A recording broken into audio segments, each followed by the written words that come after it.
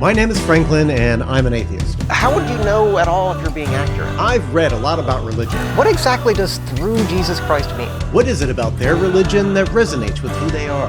It's not an anthropomorphic being. Is there an enemy? How does their religion make them a better person? Can you explain to me and anybody who doesn't know what a mitzvah is? What do they think is missing about how we understand the world? What would be the difference between praying on a subject and just thinking on a subject? Why don't people have superpowers anymore? I think it's important to talk to them and find out what they believe.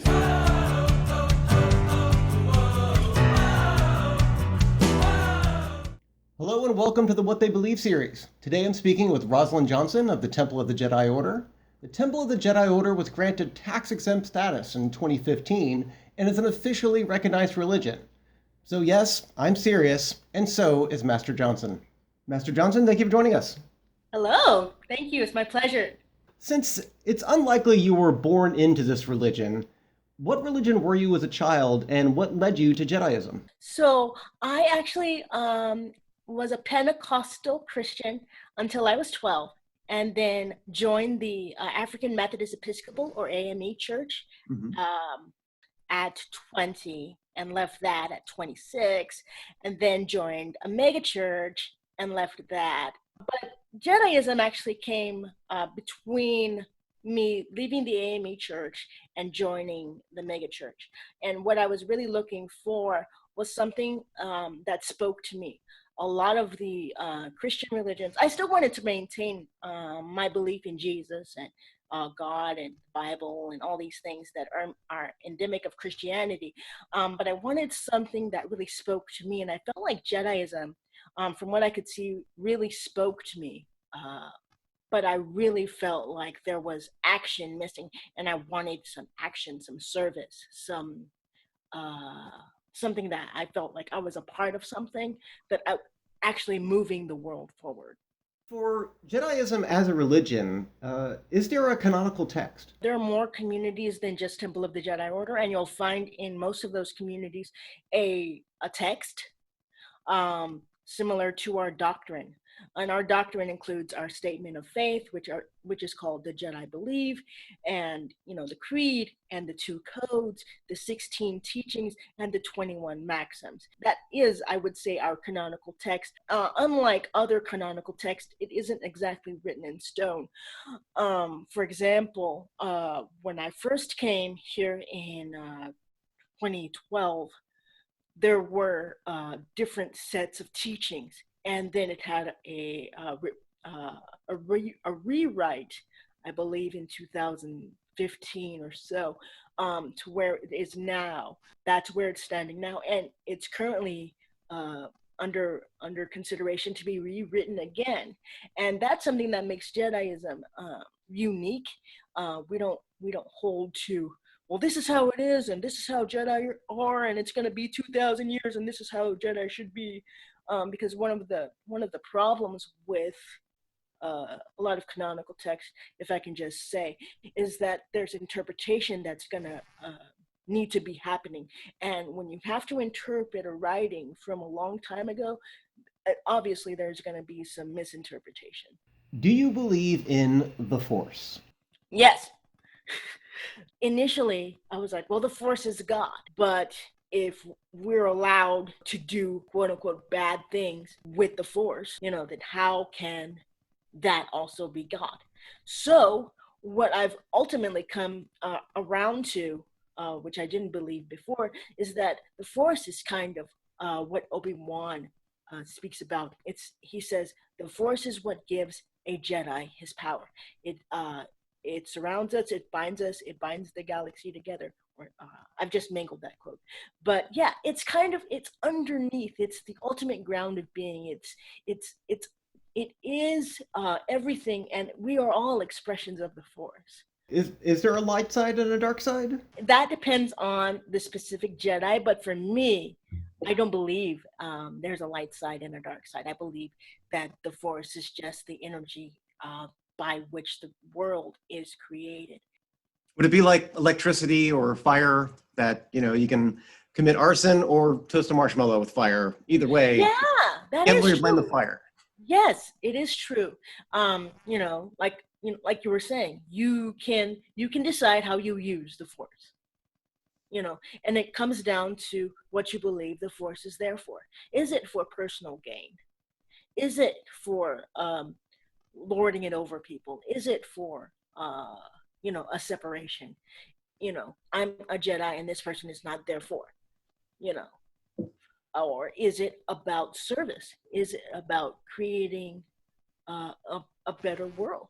Uh, Something that you want to be proud of when you pass on into the force. Is that something when you want to use the force for?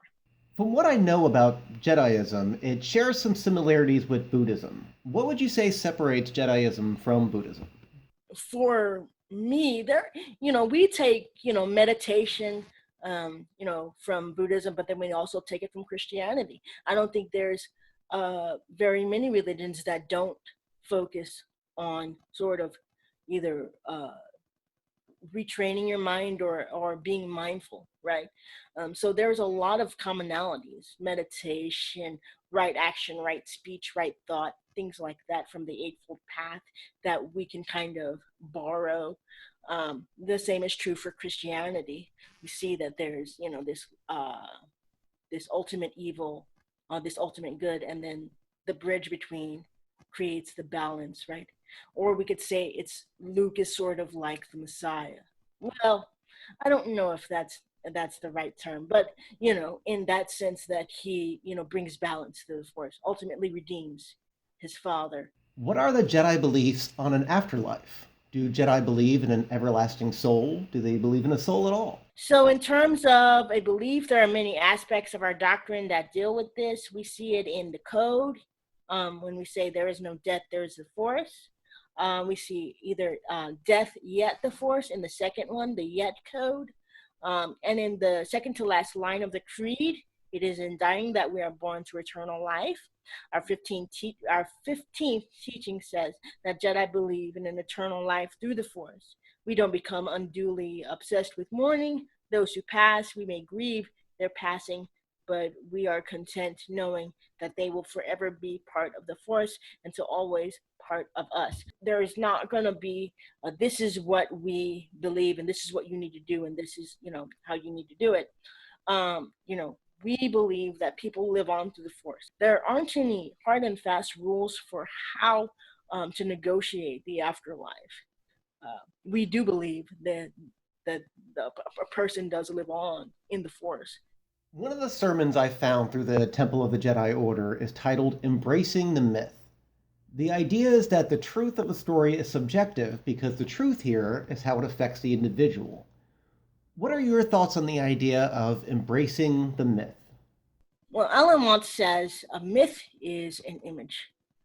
It's how we make sense of the world. And so in that sense, each myth is going to hit a person in a different way. Star Wars, what we pull out of Star Wars, it's not going to be the same for every person. What we need from life is not going to be the same. So what we pull out of myths, this is what we need for our lives, right? So if we pull out, I need to be more mindful, or I need to restore the balance in my own life, or I need to confront the cave on Dagobah. If we pull that out for ourselves, then that's a value, however you do it. Some people in the Jedi community are not fans of Star Wars. We all have a sort of myth. A myth is an image and it helps us make sense of the world. But for people, right, the myth, how we embody it, that's what makes it real. We can have Star Wars and it can just be a set of movies, or it can change our lives. And that's what Jediism. I see in the Jedi doctrine a lot of things my other guests would agree with, such as rejecting discrimination based on arbitrary traits like gender expression or ethnicity, emphasizing freedom of self-determination, the refutation of the death penalty. What makes Jediism special? When you get to the meat and potatoes of any religion, not the person who brought it forward, but the meat and potatoes, what are they teaching? How do I embody this? Right? You're not going to find a lot of differences. What you're going to find is, it's going to be a different person preaching the same message, a different culture receiving that message. There's a difference between who was the person, what do they want, and what do they promise. But underneath all that, it's like, treat everybody correct, treat everybody right. The goal of religion is to teach us how to act in society, right? To give us a sense of self and to give us a sense of the other, right? The other person that we need to connect with, brother, sister, other people.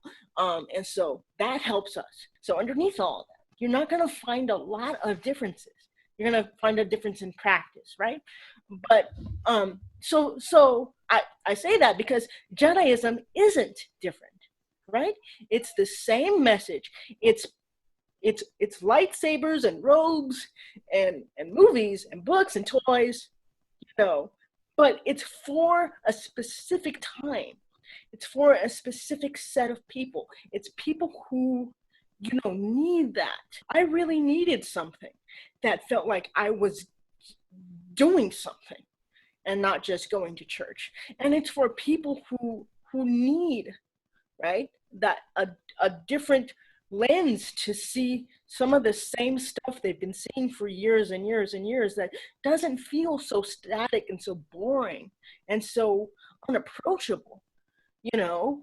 It's difficult work to be a Jedi, but it's difficult work to be a Christian in an authentic sense, to be a Buddhist in an authentic, Hindu in an authentic sense. I mean, we can call ourselves Jedi, but actually the work is similar to in a lot of ways to Buddhism, to Christianity, to Hinduism, to all the religions. That the goal is to get a better sense of self and a better sense of the world and others and how we need to negotiate to create something better. As I mentioned in the intro, in 2015, the Temple of the Jedi Order was recognized as tax exempt, meaning that the temple can call itself a religious organization. Did you notice any changes in the community during that period and since? When I joined, it was understood that we were a church, and in that sense, we were ordaining people. We were having services. We were doing all the things that churches do, Including conducting weddings?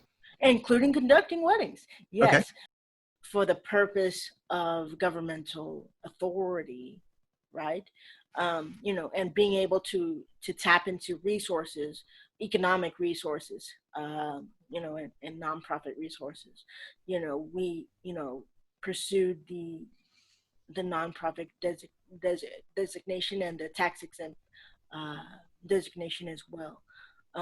But in a sense, I mean, I think I don't think there was any change in how we practiced. I think what we needed, we had, as part of a church. I mean, the community is what makes the church, not necessarily its designation. On to that, based on that question of becoming a recognized religion by the government, do you feel that any government should be in charge of who's determined to be a real religion?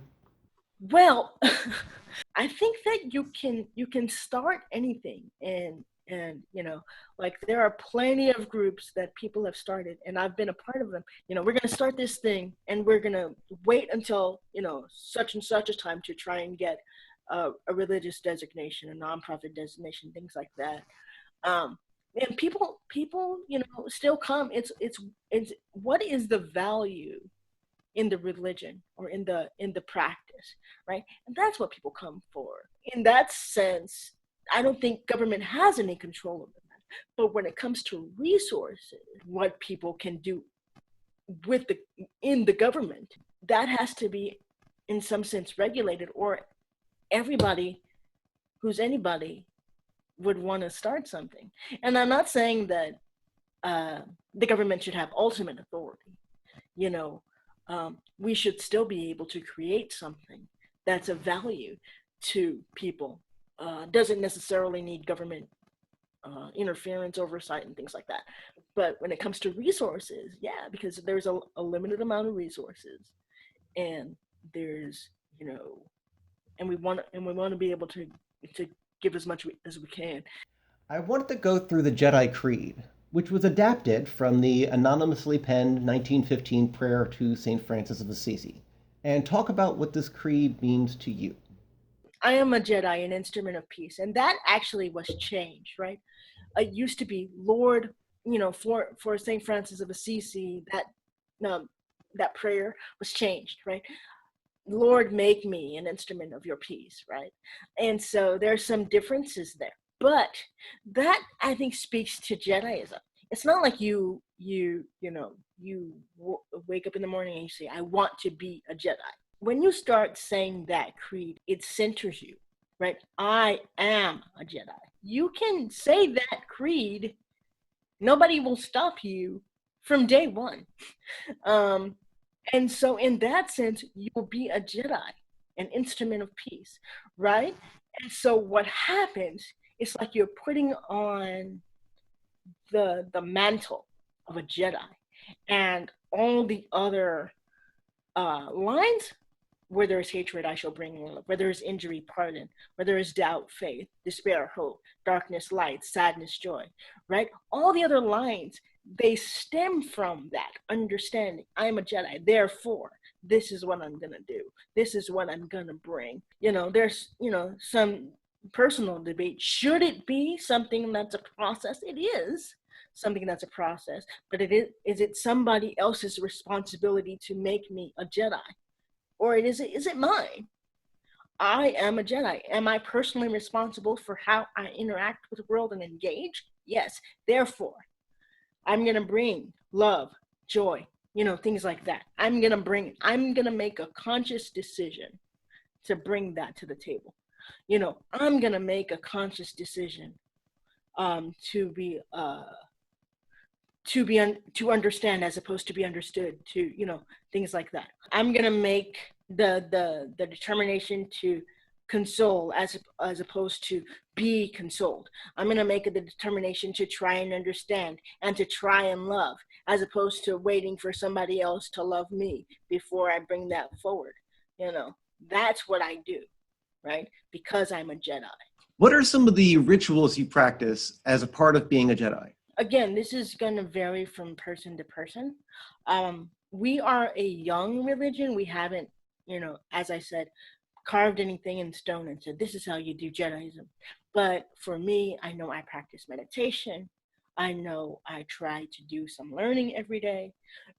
We have daily interactions with Jedi online. I try to engage in that. But rituals, like I have this necklace here, which I use for meditation in the morning, but there are no hard and fast rules for how to engage. Although Jacob Barker, who is our associate pastor, has started to do weekly meditations in the Buddhist tradition, I believe, the sana, and things like that.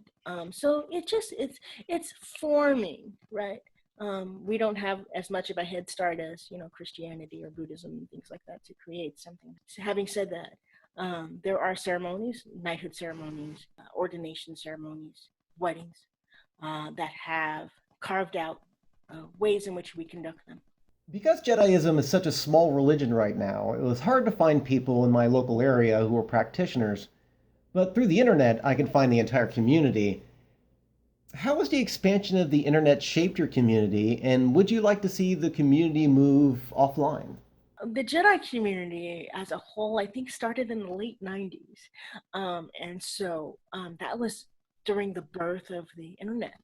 And I think if it weren't for the internet, there would be no Jedi community. I think we would all be in our little hovels going, I really believe in this stuff, but nobody would be able to, sort of come together. And so our first foray into sort of making this a philosophy or religion, were a couple of sites that were just really static. This is what you do, this is how you breathe, and there was no way to engage, but you had the material. And then you started seeing forums, and so that was an opportunity for people to really start engaging, having conversations, sharing thoughts, sharing learning progress and things like that.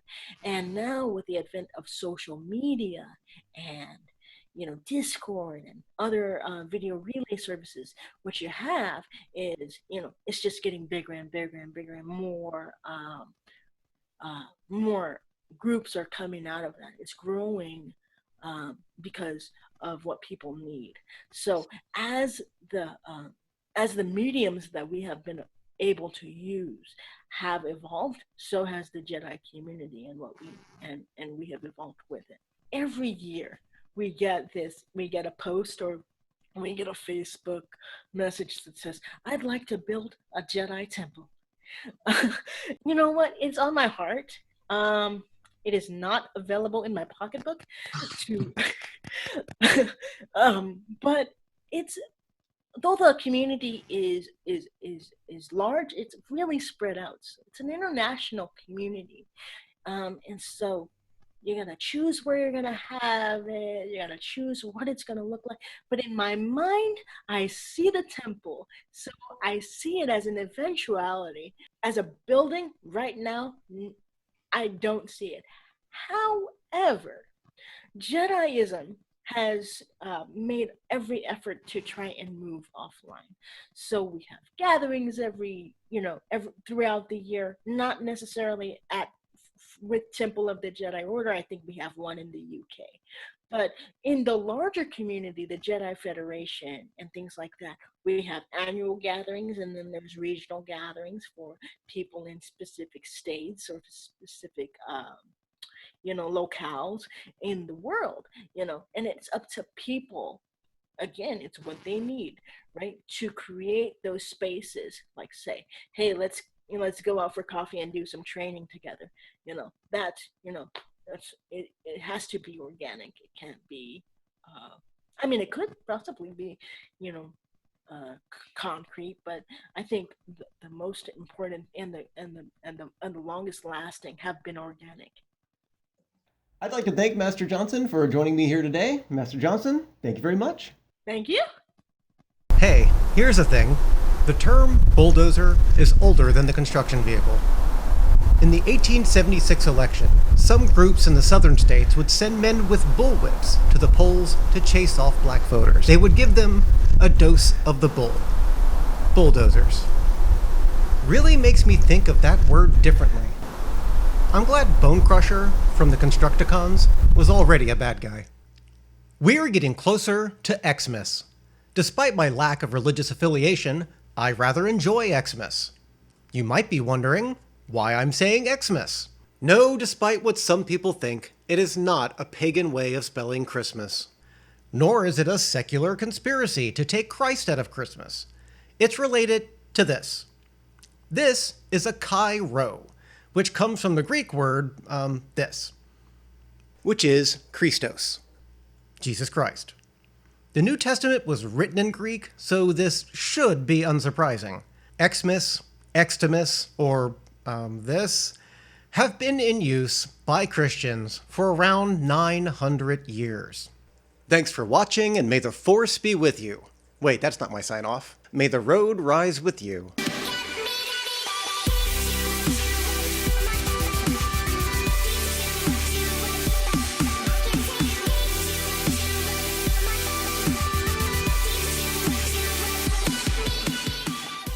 Just curious, what kind of mobile phone do you have? Android. Gotta have a droid if you're a Jedi.